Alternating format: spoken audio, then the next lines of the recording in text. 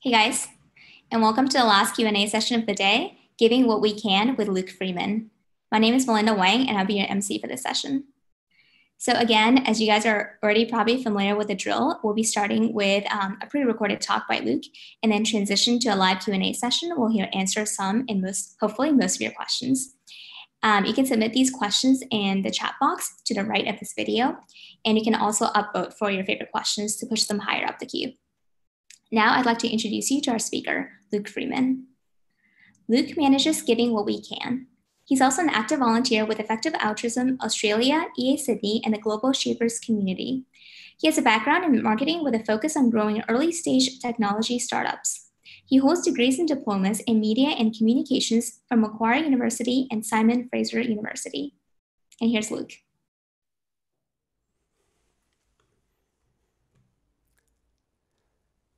Most of us believe that it's important to help others.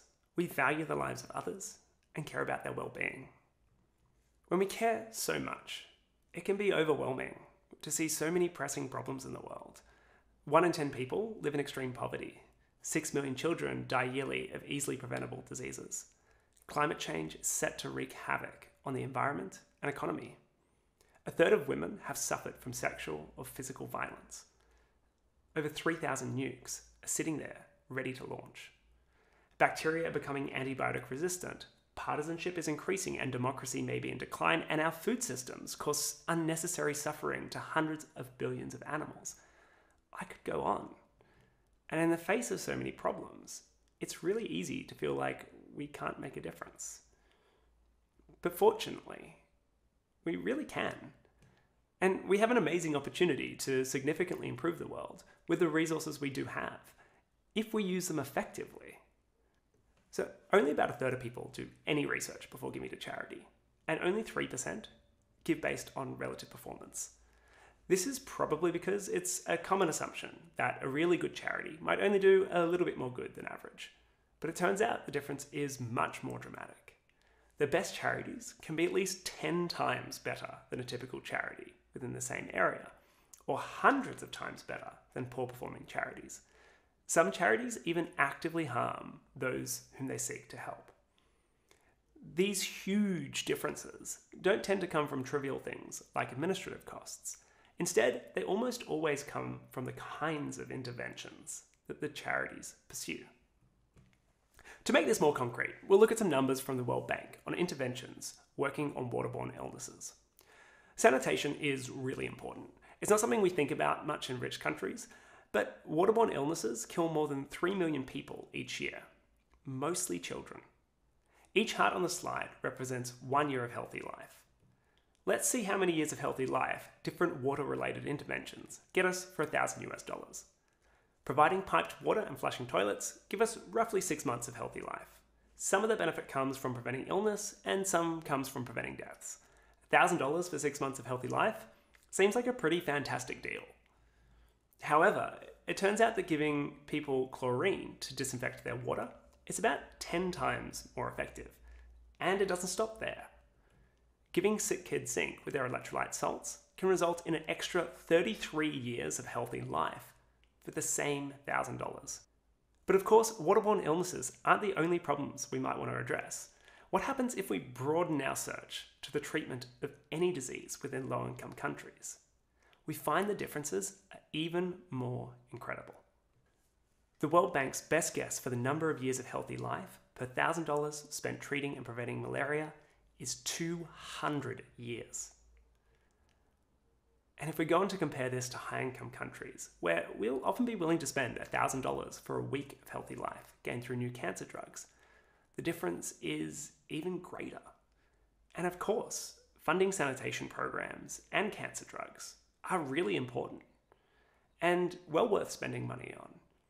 This only serves to emphasize the incredible opportunity funding malaria prevention represents. And it's critical that we act on this opportunity because people's lives are on the line. And when we talk about numbers, like years of healthy life or numbers of lives saved, it can be really easy to get lost in abstractions. But when I think about someone I love, I don't think in terms of statistics. I think about the richness of their life, their hopes, fears, and quirks, things that make them unlike any other person. But then I remind myself, that's what statistics represent. Each one of those little heart icons represented a year of life of a human being, unlike any other. They have a best friend. They have a favourite song. They have plans, hopes, and desires. That's what the statistics represent. And that's why we're so worked up about the numbers. But unfortunately, we don't live in a world where we have a strong cost-effectiveness data for every possible way we could help.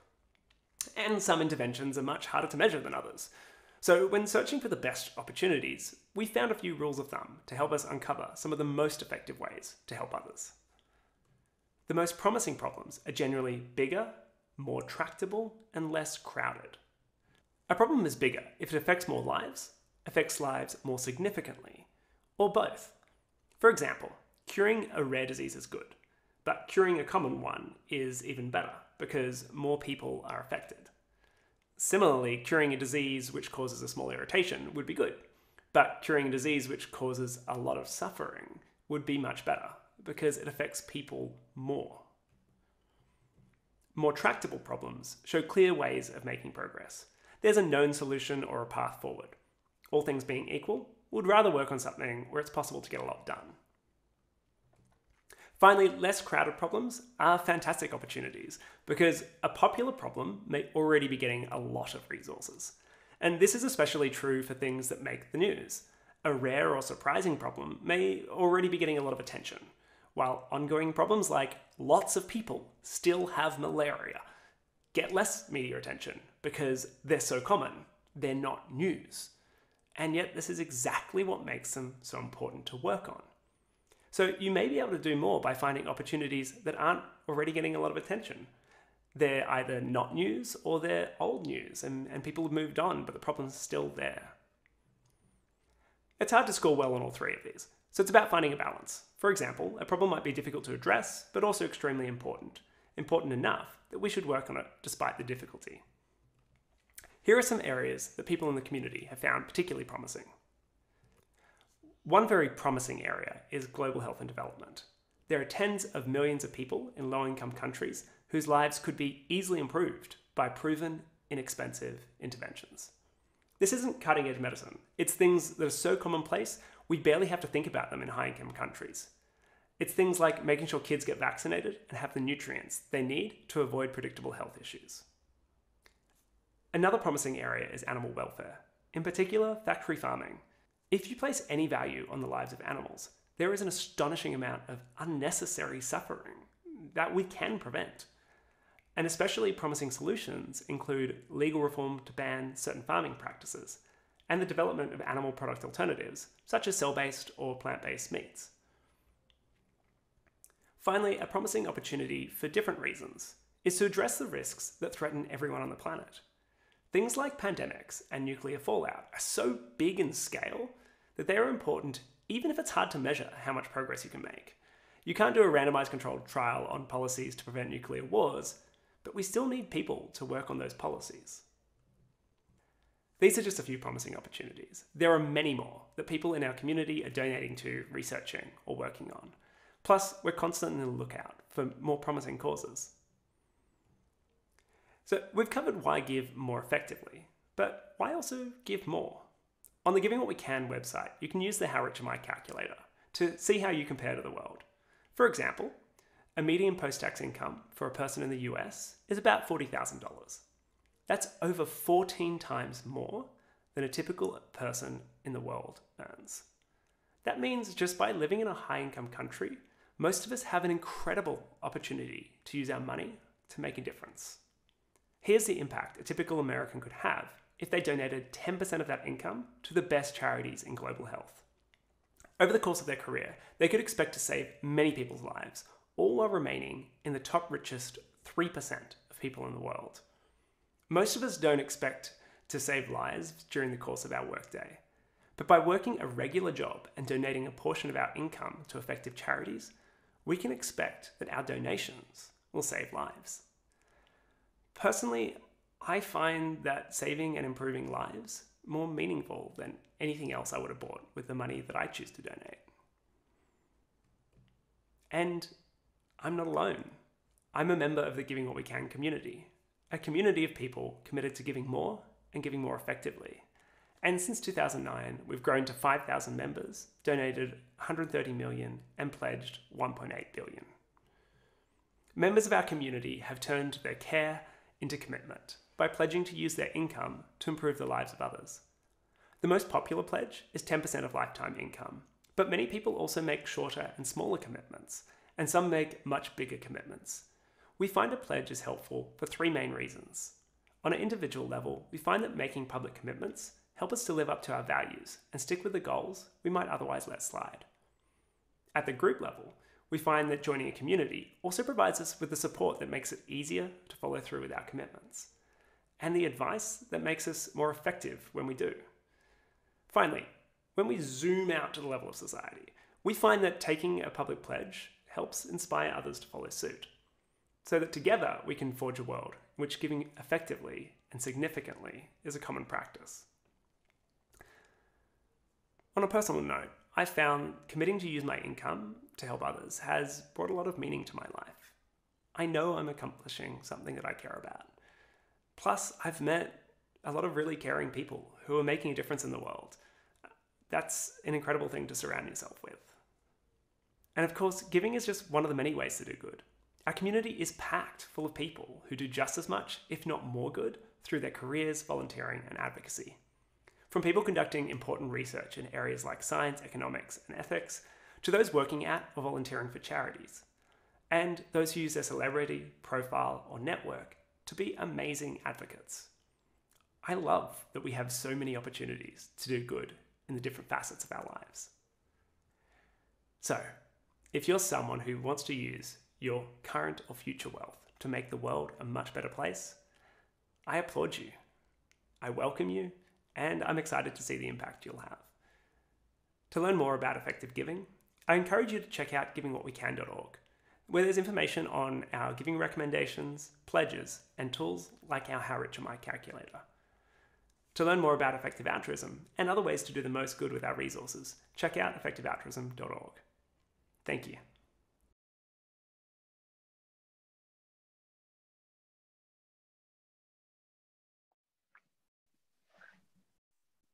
Great, thank you for that wonderful talk. Okay, so given limited time, we're going to transition to the questions.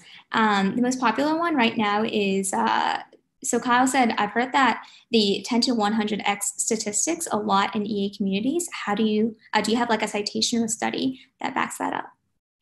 Yeah, so the original claim was, I think, 100 to 1,000 or something like that, depending on how you frame it. It's been toned down just because there are many ways you might approach that question, including looking at things like regression to the mean. So if the outliers seem particularly good and the good ones and the bad ones seem particularly bad, you kind of, if you were to retest them, it may be lower.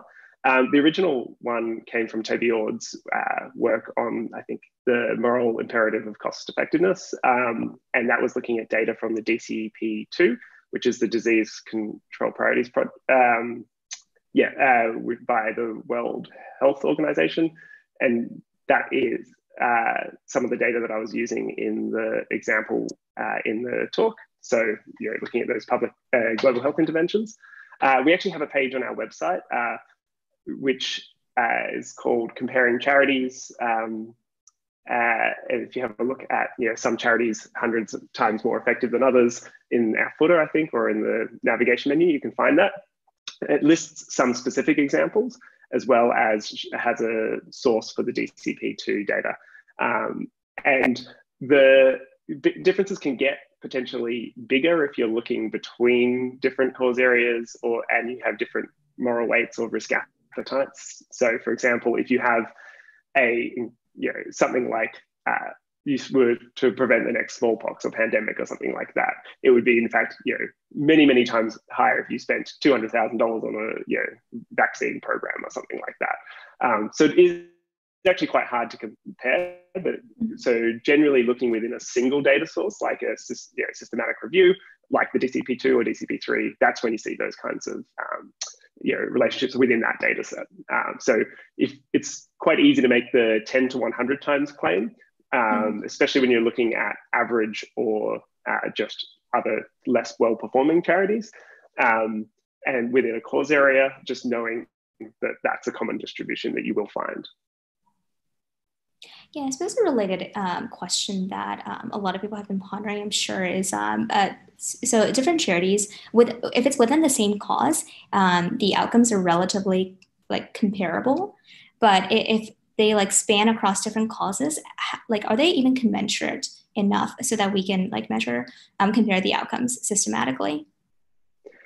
It's a very good question. It's something that I'm often trying to figure out how best to communicate and how to apply that myself. So to a certain extent, that's the work of global priorities research, is to think how you might compare things.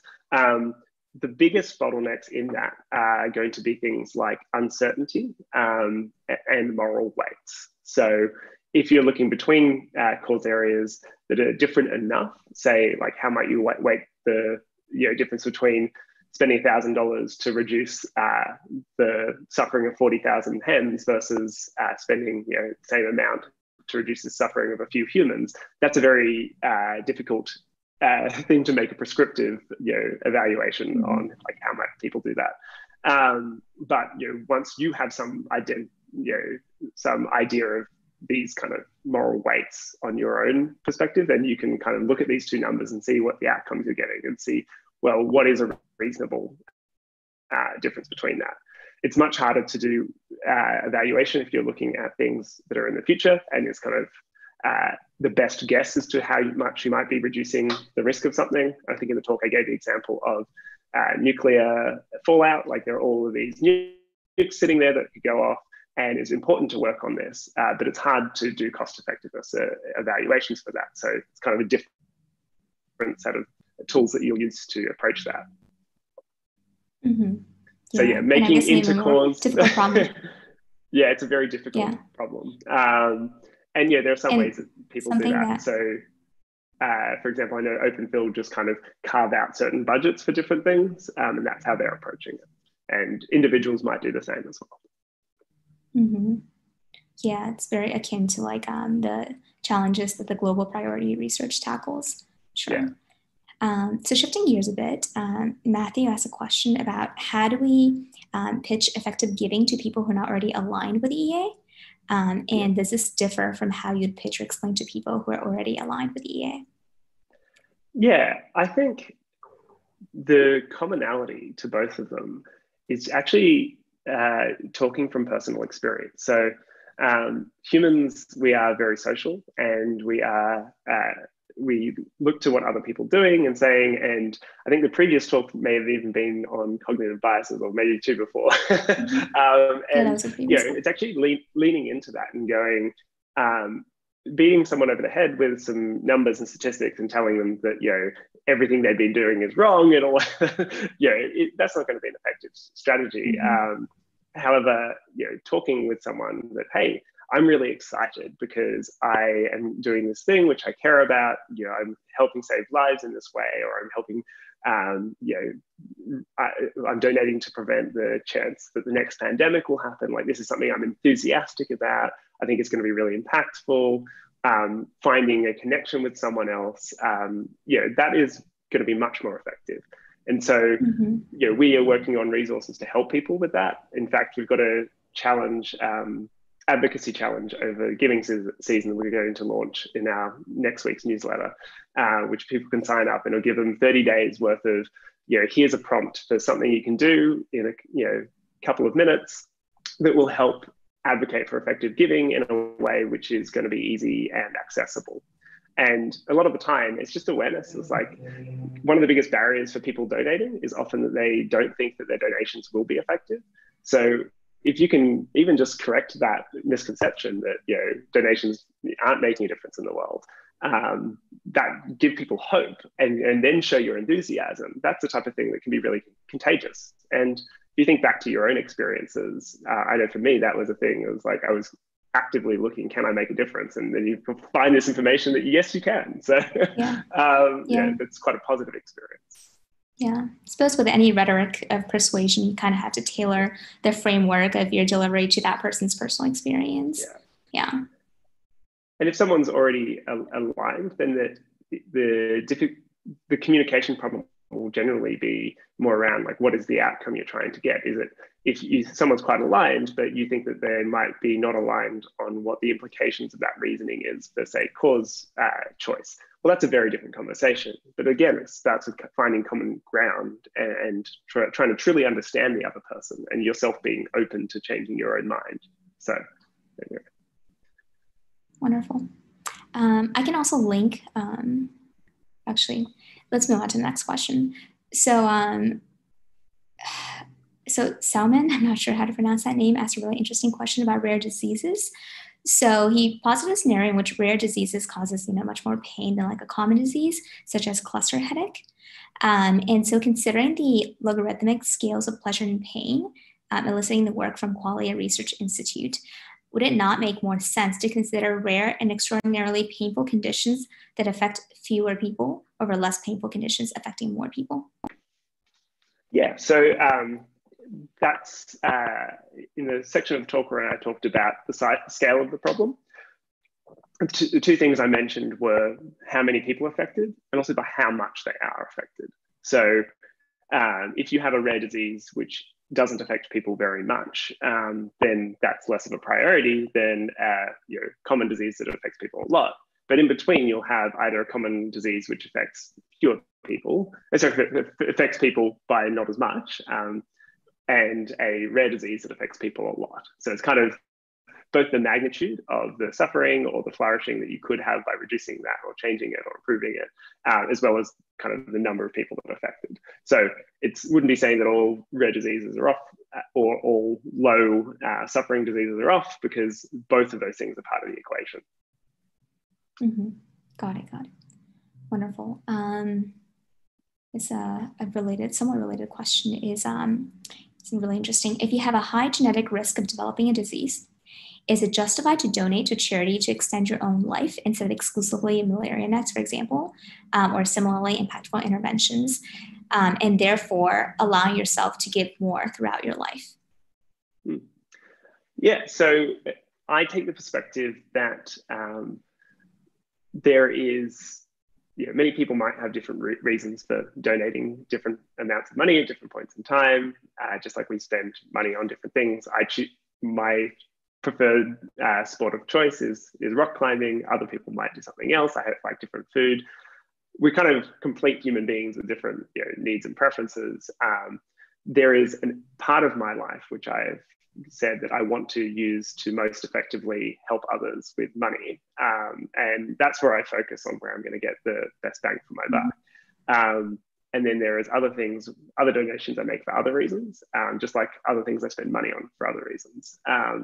And even when I am, say I was making a donation that I thought would specifically impact me, I would still be interested within that. How would I apply finding the best organizations that would be the most effective? Similarly, as you might apply that equation to finding a good holiday, like you're still looking for effectiveness is really important. Yeah, and that comes to outcomes and inputs. Yeah, it ultimately boils down to this balancing act between furthering your own self-interest and the interests of others. And you all obviously have to take care of your well-being, but I guess at what point do you transition to interest for others? And I feel like that that transition point, inflection point, is probably different for each person. Yeah, it's really important for you to discover your own point. Yeah, and I'm not prescriptive about that, and giving what we can isn't. Effective altruism isn't either. It's not a prescriptive theory about how much you should be valuing yourself or those around you versus others that are more. It does highlight that, however, when you do see the difference you can make, it can nudge you to change that, to maybe consider others more. Great. So we're going to go with the last question, which is, do you recommend students consider trying to try giving before the full pledge, and other advice for why you might pledge or not pledge? Yeah. So I do also recommend on our frequently asked questions, I think it's a really good thing to read all of them before you would take a pledge, unless you already have a pretty good idea. Because it does go through things like, reasons you might want to not pledge or maybe take a try giving pledge. I would generally recommend it would be different depending on your context. So for many students, I want people to take a pledge very seriously, something that they actually intend to follow through with. And if you think that would be bad for you to do it, then don't do it. And it could be, you can donate effectively, you could take a smaller pledge or for a shorter period of time. I think pledges are really useful commitment devices because we're more likely to follow through. But that's why we have try giving, that you can say, hey, for the first 2 years after I graduate, I'm going to donate 2% of my salary or something like that, and then see how that fits, and then make a considered decision after that if you want to aim for something more. But people's circumstances will vary significantly. So if you come from enough wealth and you have like a family around you, you have a good social safety net in your society, and you know that you're going to go into a high-paying job or something like that, then that would be a context where it would be quite easy to say, well, I'm just going to take the full pledge now. I know I'm going to be able to follow through with it, and I don't have to go through that two-step process. But I think for many people, the right thing might be to think about what is a smaller and shorter commitment I can make first. Great. Wonderful. So I think that's a really nice closing point. We're going to wrap up this session. Thank you so much, Luke, for that inspirational talk.